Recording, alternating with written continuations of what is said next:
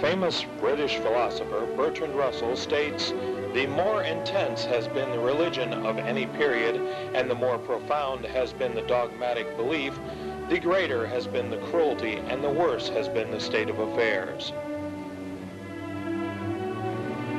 Albert Einstein, scientist, states, "I cannot imagine a God who rewards and punishes the objects of his creation, whose purposes are modeled after our own. A God, in short, who is but a reflection of human frailty. Neither can I believe that the individual survives the death of his body, although feeble souls harbor such thoughts through fear or ridiculous egotism."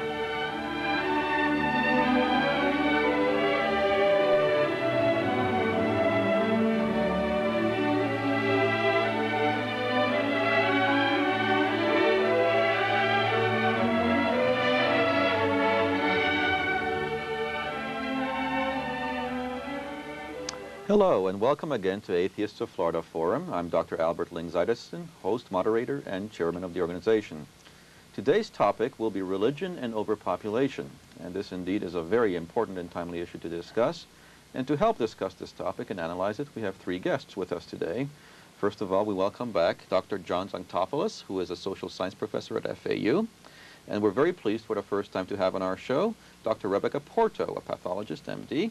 And also, we're very pleased to have my vice president for Atheists of Florida, Ed Golly, to help us with this very time-consuming problem. I'm ready.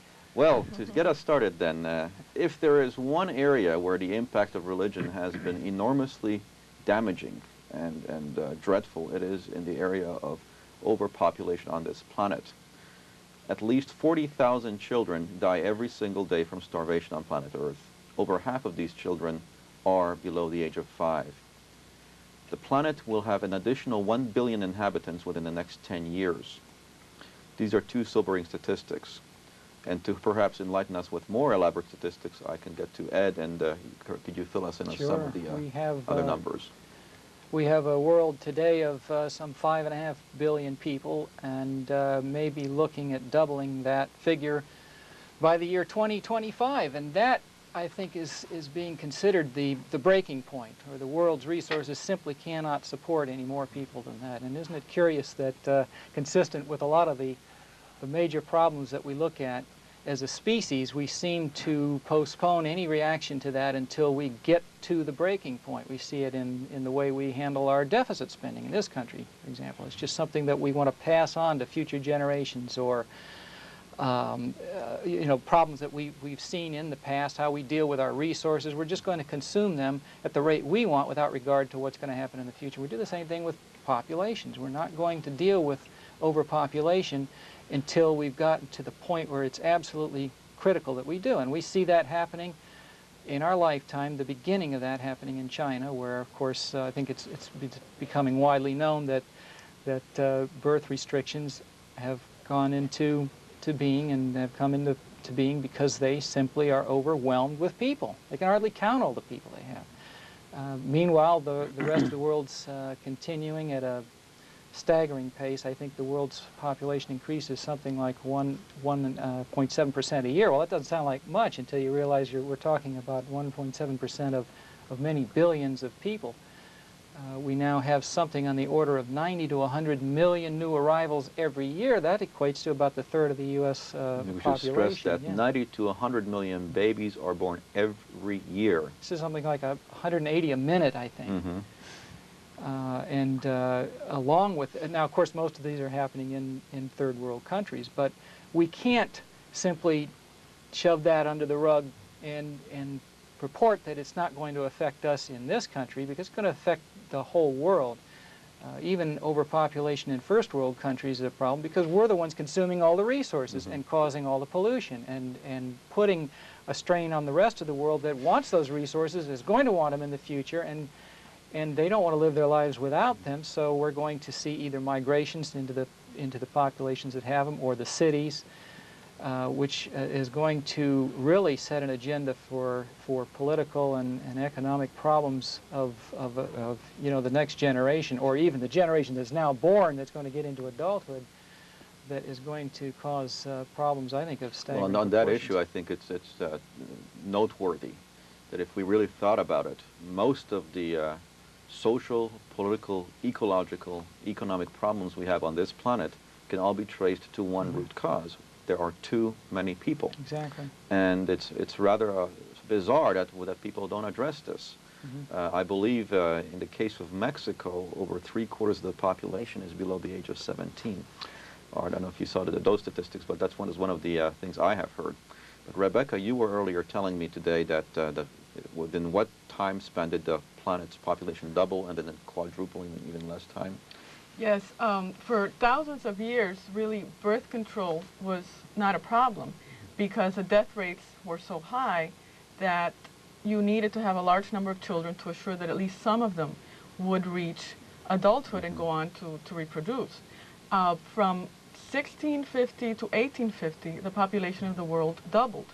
And at that time, you started getting advances in medicine and science, so that diseases became controlled, and the death rate for infants and children decreased, but the children kept coming. So that's why you have a quadrupling of the population from 1850 to the present. And that's basically what is happening today. The death rates are at their lowest, and the birth rates continue to be sky high in developing countries. I think on that note, as I mentioned earlier, it's interesting to note that a worldwide census of the population, the demographics were taken before World War II, and I believe in 1937. Once again, a census was taken shortly after World War II, in 1946 or 1947. And despite the enormous loss of human life in World War II, nevertheless, the global population increased in that interim. Now, John, perhaps you can help us here a little bit. Why is it that, in general, not only religious leaders, but political leaders seem to be anti-birth control? Is it because they want more little soldiers or more citizens, or why is it that you find in many cases that the political establishment supports an anti-birth control measure? Well, I think the political establishment, that it is only tied to religious churches and groups. For example, of course, most of the Muslim nations are tied very much the same with the religious affiliated churches. I think Western Europe and the United States and Canada and Europe at large is no longer, the political establishment is very much concerned with the overpopulation problems. Now, mind you, European populations are declining. American, Canadian populations are declining as far as native births, but are increasing due to migrations. And the migrations, of course, are happening from south-north and from east to west. And why is that? Because, of course, the overpopulation in Asia and Africa creates social, economic, and political problems. And, of course, you're having this tremendous problem that we're having in Europe, where you have the rise of fascism and Nazism and the skinheads in reaction to other cultures invading, literally, old Western European cultures. Well, on that note, I think it's interesting to also observe that Malthus, in Malthusian theory, said that as far as food production goes, it progresses arithmetically, but population increases geometrically, and of course the Malthusian prediction was we will be all starving to death at this point.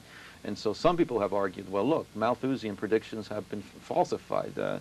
We have more than amply taken care of the people that are here. But this, I think, is something of a mistake, because if you look at the Western industrialized nations, yes, indeed, Sure. we have food and food stamps, but the vast majority of the world is not quite so lucky. So Malthusian predictions have not been totally falsified. In fact, if you look at what's happened in Ethiopia and Somalia and other countries, it's quite evident that there is a massive overpopulation problem. Well, the whole thing, of course, to me, the key is education.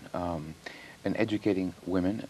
Most of the uneducated people, of course, in India and in China, are 2/3 of them are women, total and absolute literacy. And of course, religion is the number, and the only, I think, the only problem that causes overpopulation. Most all religions, if not all of them, put women in a secondary and even tertiary position. Once we get out of this and we finally understand that women are other than just breeding machines, and they come into the workforce and become productive citizens other than, again, breeding, then you will see the decline of population, and of course through education, as we have seen it and see it in Europe and the United States today. Well, the most effective antidote to overpopulation has always been raising the standard of living in a country. The higher the standard of living, the lower the number of children per family born. Correct. And the mathematics makes good sense when you realize in third world countries about the only hope an elderly person has of being taken care of in their old age is their child. And if you have infant mortality rates of 50, 60, 70%, you want to have a large family. Now, to take this one step further, Rebecca, the Catholic Church, the Vatican, issued a letter called an encyclical, which is an official statement of church policy on matter. In this case, the encyclical was called Humana Vitae, which was human life. And they vehemently argued against all forms of contraception. Yet at the same time, they allowed the rhythm method. Do you see an inconsistency here, or how do they justify saying you may not use a birth control pill or this or that or the other, but it's okay to time intercourse in such a way as to prevent pregnancy? Well, it's interesting because, of course, the rhythm method is the least effective method of birth control.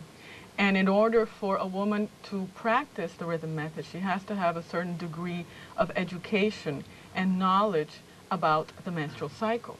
Now, the problem is that it's very unreliable because you can never really be absolutely sure when you're ovulating. And in order to really get a good idea, you have to take your temperature every day and monitor the increase in temperature. Now, how many women in third world countries that are illiterate are going to be able to do that?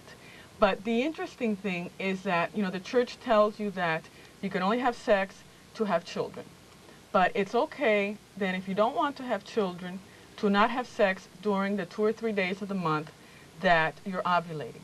But yet it's okay to have sex on the days of the month that you know you're not going to have children. So, I mean, it's absurd. It makes no sense. Well, the position of the Vatican seems to be quite inconsistent, because if what we want to say is that any act of intercourse must, as its primary intent, be the production or procreation of human life, then indeed we should do this in reverse. We should only have intercourse on those times when the woman is most likely to get pregnant. And furthermore, any act of sexual intimacy should only be done in order to go, as we say in the vernacular, all the way in order to promote procreation. Yet, of course, this has not been quite followed through. Kind of tough working that 5th century theology into the 20th century, you know. Well, the good question is, why is 5th century theology being upheld in the 20th century? That's not a good question. That's an excellent question. What are we thinking? You know what I mean? We have real problems that this is going to lead to, and we're trying to solve it by doing this, which doesn't solve anything. Well, I think a good point to make on this is that some people will say, well, it says so in the Bible. God commanded his people, be fruitful and multiply. And God will provide. When there were less than 1 million humans across the whole planet, this made good sense, perhaps, but does it still make sense today to say that? And furthermore, on the same note, on a psychological point, it's very hard to turn someone into a Christian or a Baptist or a Muslim or anything else when they're 20 years old. Even when they're 15, you have a hard time. But if somebody's 2 years old or 1 year old and they have Mormon parents, they're probably going to become a good Mormon. And so I think there is an agenda here that the most surefire way to increase the numbers of members in a religion is to have lots of children. Sure. I'm told Orthodox Jews are the most prolific religious group in the face of the earth in history. They have 10, 12 children regularly. And you know, that's the trend in the entire world, because here's my little statistic: 35% of the entire developing world population will be under the age of 15 by the year 2000. That's around the corner. So we're going to have this huge population of young people who can be manipulated, who aren't going to be educated, who aren't going to have jobs that they can go into when they become adults, and who aren't going to understand the dilemma that they're creating for themselves. Because young people don't see the world as it was at one time. They just see it as it is, and that's what so they come into a world that's overpopulated and just presume that's the way things started out for all of us. I think we see the ominous forebodings of such a trend in Brazil, where there's thousands and I believe many thousands of young children living on the streets, foraging for food, very much like wild animals. And I understand some of these children are being hunted down like wild animals by so-called death squads. Outpost of the Vatican, isn't it? And isn't that just what we want in this country? Well, Rebecca, would you tell me that the Pope went to Brazil, and what did he say? Yes, this was amazing. It was on the front page of the paper. The Pope went to Brazil, as you said, a country that has tens of thousands of homeless children that live on the street, are addicted to sniffing glue.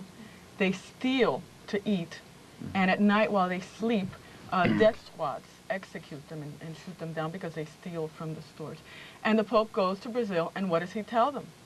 He says, have more children because we need more priests. I mean, it's grotesque. It's absurd. The insensitivity and the cruelty that comes out of these. Yeah.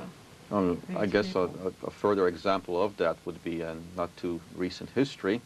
In Ceausescu's Romania, there was an unbelievable program to produce more Romanians. Women were forced to undergo gynecological examinations at work to make sure that if they were pregnant, they remained pregnant. They didn't get unwanted abortions, or illegal abortions, I should say. In Ceausescu's Romania, the possession of condoms or any kind of contraceptive device like a pill or IUD was a criminal offense punishable by severe jail sentences. And for those of you of our viewers who are aware, the Romanian state under Ceausescu produced thousands of children who were kept in very much the sort of thing as barnyard animals in stables, and were subjected to the most cruel and atrocious abuse imaginable. And today, we are seeing severe psychological and physical problems in these children. Now, it is rather interesting on that note that it is precisely the regimes who are most against contraception and birth control who seem to take the least interest in taking care of the newborn once it is born. Absolutely. Now, why is that?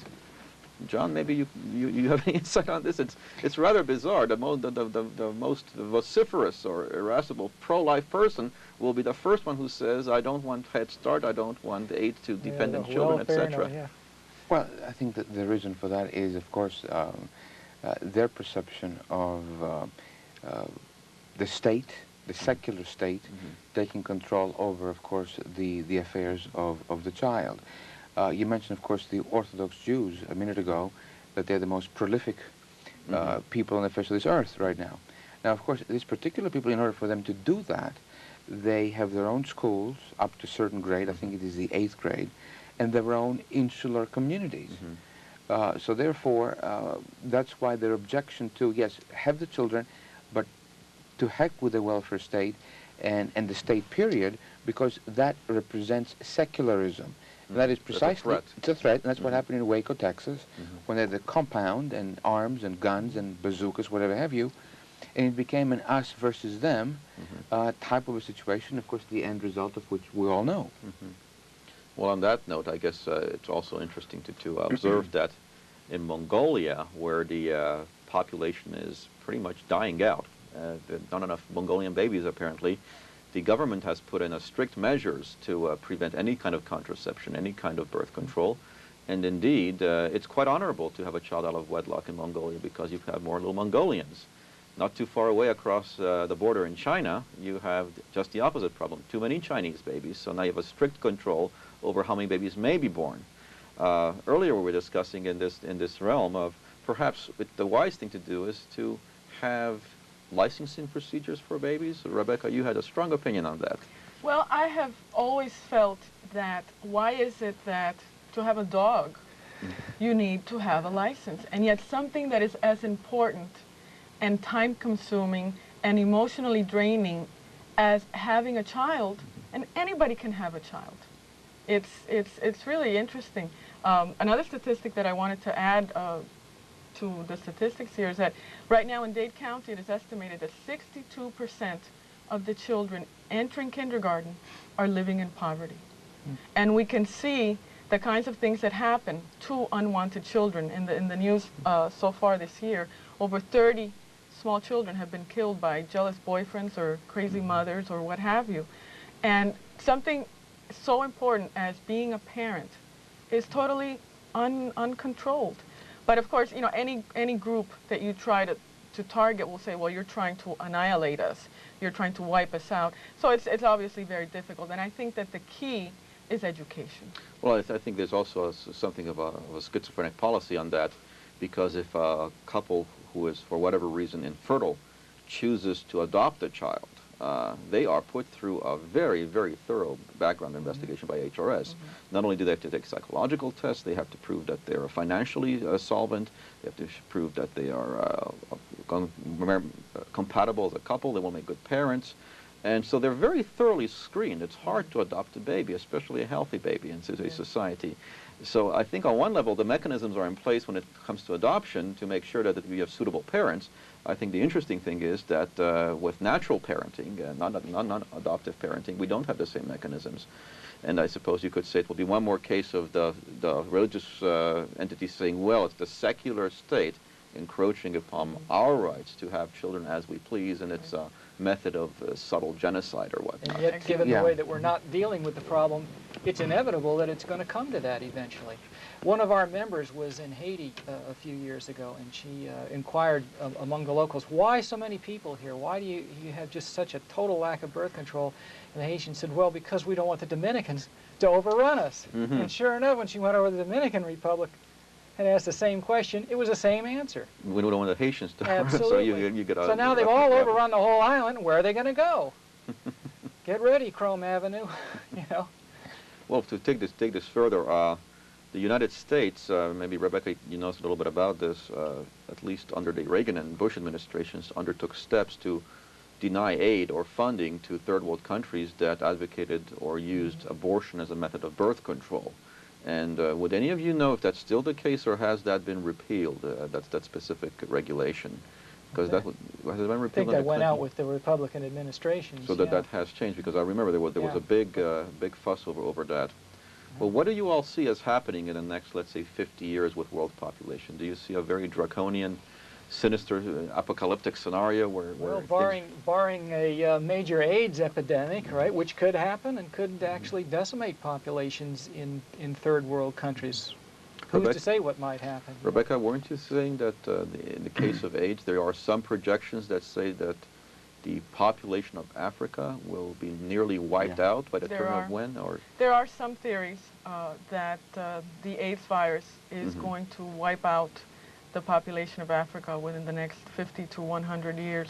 So really all statistics about population increases have to be a little bit guarded at this point, because there is an AIDS epidemic in the world today, and it is particularly prevalent in the third world developing countries, in Africa, in Brazil, in Asia. So we have to keep an eye.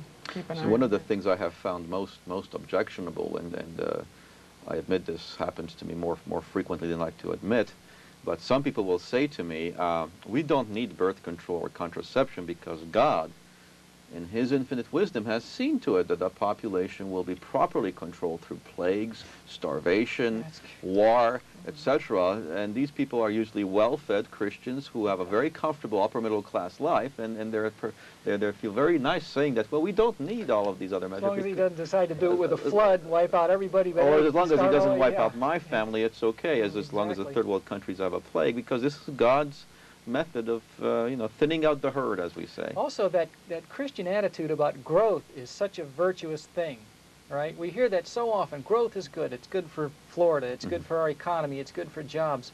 But look at the negative aspects of it that we never seem to dwell on. It means more pollution. We strain our fresh water supplies, our land. We can't drive up down I-95 without bumper-to-bumper traffic, even in the middle of the day. Our schools are strained, our social services are strained, our taxes go up, and our quality of life goes down as we're all chasing a plot of land that becomes more expensive. And I think we've already seen the turning point in our own country, much less the rest of the world. We've gotten to a point where we can't just continue to have a better lifestyle progressively through the generations. It gets to the point where it starts going down. We have to start making eventually have to pay for it. Yeah, and we're doing it on a small scale here relative to the third world countries. The 90% that are in these third world countries can never even get off the ground. John, did you have a comment? Well, yeah, two very quick points. On the positive side now, the United Nations is taking a preeminent role, a global role, about population control. In Cairo in 2 weeks, there's an international conference on population and development, and for the first time since the Rio conference, that the Catholic Church played a very important role in taking that topic outside of the conference, by the way. For the first time, the United Nations took all religious points of view outside of the conference, which I think is a major step in the right direction. And of course the Pope and everybody else is hollering here, there, and everywhere. But the United Nations took making a conscious effort to say no religious points of view in Cairo. And of course, selecting Cairo being a Muslim city in a Muslim country, the Pope's influence is not the same as it is in South America, number one. Number two, in the United States, we are having now the problem of Florida, for example, adding up 20 to 25 million people in 20 years, and the northern tier states emptying, Montana, Wyoming, and so on and so forth. And water, for example, in Florida, and space, and so on and so forth, is going to be a tremendous, tremendous problem. Sure. Absolutely. Well, if we think about it, the problem with landfills, the problem with the water table, the problem with pollution, all can be traced back to too many people essentially demanding their God-given right to a comfortable lifestyle, and then oftentimes this, of course, costs a heavy price. Perhaps one last issue to address is the fact that even if you can successfully support so many people, there is a heavy burden called the psychological cost of overcrowding. And in this area, I think we all familiar with I-95 and the joys of driving that this morning. And there have been experiments done with rats. And if you take a bunch of rats and you put them into a contained area, after a critical point, these rats reach what's called a flash point, and they start attacking each other. And if you look at countries which have very, very densely populated regions, they have to be so careful not to offend each other. Well, for example, Manhattan, the Long Island Railroad, this lunatic killed 5 or 6 people a year ago on the train. And this is some of the psychological cost of overcrowding. But who's always the biggest enemy of all that? And it's of course religion that simply absolutely will not address any of these problems.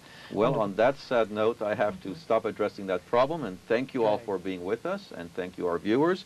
If you would like to receive our newsletter, please feel free to call us or write to us at the addresses at the closing credits, and we'll be pleased to send you our Atheists of Florida newsletter, and of course the Truth About Atheism, which is our pamphlet. Thank you again for being with us, and goodbye.